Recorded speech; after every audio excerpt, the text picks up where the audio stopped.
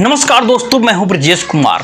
दोस्तों, लड़के की शादी तय होती है और शादी के 4 दिन पहले ही वह पूरी तैयारी जोर शोर से करने लगता है और अपने दोस्तों के साथ मिलकर के शादी को यादगार बनाने की तैयारी कर रहा था।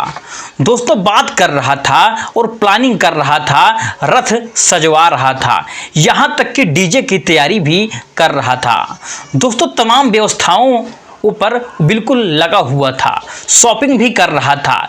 लेकिन दोस्तों, शादी के 4 दिन पहले ही जिस दुल्हन से लड़की से उस लड़के की शादी होने वाली थी, उसके मन में दोस्तों खोट आ जाता है और वो अपने दोस्तों आशिक के साथ मिल करके दूल्हे की दोनों दोस्तों टांगे यहाँ तक की तुड़वा देती है और दूल्हे के दोनों हाथ को भी तुड़वा देती है। और फिर उस दुल्हन का मन नहीं भरता है तो दूल्हे को इस दुनिया से अलविदा करवा देती है। दोस्तों, जो यह कहानी है सुनने के बाद में यहाँ तक कि आपको पैरों के तले ज़मीन खिसक जाएगी। दोस्तों, आपका जो मन पूरी तरीके से झकझोर उठेगा। दोस्तों, कहानी है हरियाणा प्रदेश की, जिला की है, फरीदाबाद बल्लभगढ़ सदर थाना क्षेत्र के अंदर की कहानी है, जहां पर IMT गोल दोस्तों चक्कर के सामने से एक गाड़ी आ रही होती है और बड़ी ही तेजी से। और यह जो लड़का जिसकी शादी होने वाली थी, कुछ ही क्षणों में जो दोस्तों दूल्हा है, यह शॉपिंग करके वहां से निकल रहा होता है। यह बाइक से जाता है और गोल चक्कर के दोस्तों सामने से ही इसके एक 4 चक्का या दोस्तों 4 व्हीलर गाड़ी आकर के खड़ी हो जाती है और एक गाड़ी में से लगभग 5 लोग से 6 लोग उसमें से निकलते हैं और उसके बाद ऊपर आधा धुन दोस्तों लाठी डंडे से वार कर देते हैं, हाकी से वार कर देते हैं, पंच लिए रहते हैं दोस्तों, पंच से इसके फेस पर वार कर देते हैं और अब पूरी तरीके से पहले तो उसके दोस्तों पैरों को तोड़ देते हैं। टांगों को तोड़ने के बाद में जो दोस्तों लड़का रहता है उसके हाथों को भी तोड़ देता है। हाथ तोड़ने के बाद में जब जी नहीं भरता है, मन नहीं भरता है, तो उसको बुरी तरीके से मारपीट करके यहाँ तक कि अधमरा छोड़ करके वहाँ से फरार हो जाते हैं। दोस्तों, तभी वहाँ पर एक राहगीर साइकिल से आ रहा होता है और वो जैसे ही उस लड़के को वहाँ पर गिरा हुआ देखता है, लेटा हुआ देखता है, तुरंत उसके पास पहुँच जाता है और जाकर से कहता है कि बेटा, कुछ मदद चाहिए तुम्हें तो हमें बता दो, मैं तुम्हारी कैसे मदद कर सकता हूँ, क्या मदद कर सकता हूँ।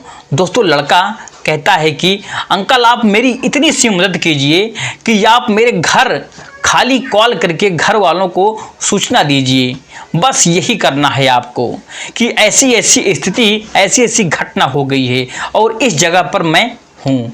वो नंबर दोस्तों बताता है और वो सूचना करते हैं। घर वालों को जैसे ही जानकारी लगती है और वह तुरंत वहीं पर उसकी जो माँ रहती है बिल्कुल बेहोश होने लग जाती है। दोस्तों, परिवार के लोग दुखी हो जाते हैं और तुरंत फौरन वहाँ पर पहुँचते हैं। जैसे ही वहाँ पर पहुँचते हैं तो पहुँचने के बाद जब बेटी की हालात देखते हैं दोस्तों बिल्कुल दंग रह जाते हैं। उसके पिताजी तो दोस्तों उसकी आंखों में आंसू आ जाता है कि अब इस लड़के का क्या होगा। कैसे इसकी हालात देखी दोस्तों, एकदम आंसू आ गए, कैसे क्या हो गया है। अब दोस्तों पास में ही एक सर्वोदय हॉस्पिटल रहता है, जहां पर पिताजी उसके और उसके परिवार के लोग जो हैं उसको हॉस्पिटल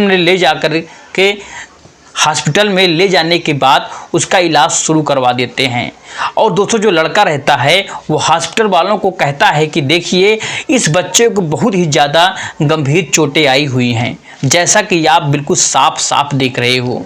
तो इस हमारे हॉस्पिटल में उसे प्राइमरी इलाज होती है और इसलिए ज़्यादा इलाज हम यहाँ पर अच्छे से नहीं कर पाएंगे। इसलिए आपसे निवेदन है, रिक्वेस्ट है, इसलिए इसे किसी बड़े हॉस्पिटल में ले करके आप जाइए, तभी इसकी जान बच सकती है। दोस्तों, परिवार के लोग उसकी बात को मान जाते हैं और बड़े हॉस्पिटल में उसे ले करके तुरंत वहाँ से रवाना हो जाते हैं और फिर जा कर के दोस्तों वहाँ पर एडमिट करवा देते हैं। और फिर जिस समय तक एम्बुलेंस में वो लड़का दोस्तों अपने पिता के साथ जा रहा होता है, तो वह धीरे धीरे अपने पिता को हल्की हल्की दोस्तों जुबान में अपनी सारी वारदात, सारी बातें, सारी घटना को बताता है।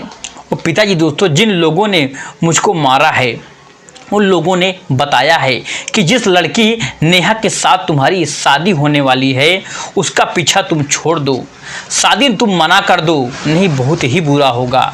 और अगर ऐसा नहीं किया तो अब आगे भी तुम्हें और भी हम मारेंगे पीटेंगे। और उसने फोटो दिखा करके बताया कि यही वो लड़की है जिसने तुम्हें मारने के लिए हमें भेजा हुआ है। पहले तो उन्होंने दोस्तों पैरों को तोड़ा, फिर उसका मन नहीं भरा तो हाथों को तोड़ा, और यहाँ तक कि फिर पूरी तरीके से दोस्तों मुझको जख्मी कर दिया और अधमरा छोड़ करके पिताजी मुझे भाग गए। अब जैसे दोस्तों उसके पिताजी इस बात को सुनते हैं तो घबरा जाते हैं, यहाँ तक कि चौंक जाते हैं और वो कहते हैं कि बेटा तुम चिंता बिल्कुल मत करो, पहले तुम ठीक हो जाओ, उसके बाद बाकी की चीज़ों को हम देख लेंगे, करना क्या है हमें। अब उसके दोस्तों पिताजी कह करके उसके बड़े हॉस्पिटल में इलाज करवाते हैं। इलाज शुरू हो जाता है और उसके जो पिताजी हैं, पिता का दोस्तों नाम रहता है प्रेमचंद्र और दोस्तों बेटे का नाम रहता है जिसको दोस्तों चोट लगी थी गौरव। उसकी उम्र लगभग दोस्तों 25 साल की रही होगी आसपास, और गांव के नाम दोस्तों सोतई बल्लभगढ़ के निवासी थे। तभी दोस्तों उसके पिताजी उसको हॉस्पिटल में छोड़ करके इलाज चला रहे होते हैं। तभी जाकर के दोस्तों थाने पर शिकायत करते हैं कि शिकायत में थाने में जो इस सदर थाना अंतर्गत मामला था वहाँ पर उसके पिताजी जाते हैं और कहते हैं कि मेरे बेटे का जिन लोगों ने मारा है उन लोगों का संबंध होने वाली जो शादी है जो दुल्हन नेहा से है, तो कृपया करके आप अगर उसको पूछताछ करेंगे तो आपकी जानकारी मिलेगी और आपकी बहुत बड़ी कृपा होगी। हमें सिर्फ न्याय चाहिए कि आखिर उसने ऐसा क्यों करवाया। लगभग 217 अप्रैल 2025 की ये घटना घटित हुई थी और 17 के बाद में दोस्तों की जो शादी होने वाली थी और दूल्हा का दोस्तों जो तैयारियां थी 19 अप्रैल की कर रहा था। अब दोस्तों 19 अप्रैल की रात्रि करीब लगभग 2 से 3 बजे इस लड़की के जीवन की लीला समाप्त हो जाती है। दोस्तों यहाँ तक लड़का दम तोड़ देता है और पूरे तरीके से दोस्तों पीड़ादायक जीवन का आखिरी समय बिताता है। दोस्तों उसकी माँ को उसके अपने बेटे को आंखों से जब दोस्तों वह देखती है तो पूरी तरीके से यहाँ तक कि आपको बता दूं कि बेहोश हो जाती है। आंखों से आंसू जो दोस्तों छलक रहे होते हैं और परिवार के लोग दोस्तों चिंता में बिल्कुल पड़ जाते हैं कि अब हम होगा क्या हमारा। अब दोस्तों शिकायत परिवार के लोगों ने करा दिया था और पुलिस जो थी वह इन्वेस्टिगेशन कर रही थी। मृत्यु होने के बाद में दोस्तों पुलिस हरकत में आती है और तुरंत लड़की को दोस्तों बुलाया जाता है और फिर लड़की के परिवार के लोगों में ही दोस्तों बुलाया जाता है और दोस्तों फिर पूछताछ का सिलसिला आखिरकार शुरू हो जाता है कि आखिरकार हुआ क्या था, इसका माजरा क्या है। तो दोस्तों जब लड़की नेहा थाने पहुंच जाती है तो बताती है कि इन्वेस्टिगेशन में पता चलता है कि जो नेहा है वह उसके मामा के फ़ोन से उस लड़के का तस्वीर निकालती है और फिर तस्वीर निकाल करके अपने बॉयफ्रेंड को जिसका नाम सौरभ तिवारी रहता है और सौरभ का नागर उसको दोस्तों भेजती है। जैसे ही तस्वीर दोस्तों वह सौरभ आता है सर अपने हाथ में दोस्तों 4 लोगों को ले लेता है, जिसमें से एक का नाम दोस्तों सोनू रहता है, बाकी 3 का नाम अज्ञात दर्शाया गया है। दोस्तों ये लोग वहां पर पहुंचते हैं और पहुंचने के बाद में उस लड़के का गोल चक्कर के पास में जा कर के दोस्तों यहां तक कि बुरी तरीके से मारते हैं, पीटते हैं, बिल्कुल जख्मी कर देते हैं। फिर पुलिस दोस्तों तुरंत करके उसे सौरभ को दोस्तों गिरफ्तार कर लेती है और गिरफ्तारी के बाद दोस्तों सौरभ जब थाने आता है तो उससे भी पूछताछ की जाती है। सौरभ दोस्तों कहता है कि मेरा कोई ऐसा मामला नहीं था, लेकिन पुलिस जब दोस्तों उससे सख्ती से पूछती है, उसको मारती पीटती है, तो बताता है कि इस लड़की के कहने पर ही मैंने उससे मारपीट की थी। अब दोस्तों लड़की कहती है कि इसमें मेरा कोई लेना देना नहीं है, मैं बिल्कुल भी इससे नहीं जानती हूँ। अब उसकी माँ दोस्तों जब सामने लड़की के पास आती है तो वह कहती है कि बेटा मैंने तुमसे कई बार पूछा था कि अगर तुम किसी जोर ज़बरदस्ती में तो नहीं कर रही हो शादी, क्या किसी ने तुम्हें ज़बरदस्ती शादी करवाने के लिए कोई दबाव डाला है, लेकिन बेटा तुमने उस समय क्यों हमें नहीं मना किया? मैं पीछे हट जाती। आखिर जब तुम्हें मेरे बेटे से जान ही लेनी थी, यहाँ तक कि शादी उससे नहीं करनी थी, तो तुम शादी से मना कर देती।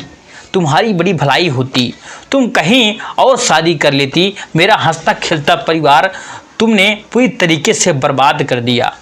थाने पर दोस्तों जब इस मामले की सुनवाई होती है तो यशो साहब मौके पर मौजूद रहते हैं। यशो साहब दोस्तों जब सुनते हैं तो वो तुरंत दोस्तों तल्ख लहजे में कहते हैं कि सभी आरोपियों को जेल भेजा जाए।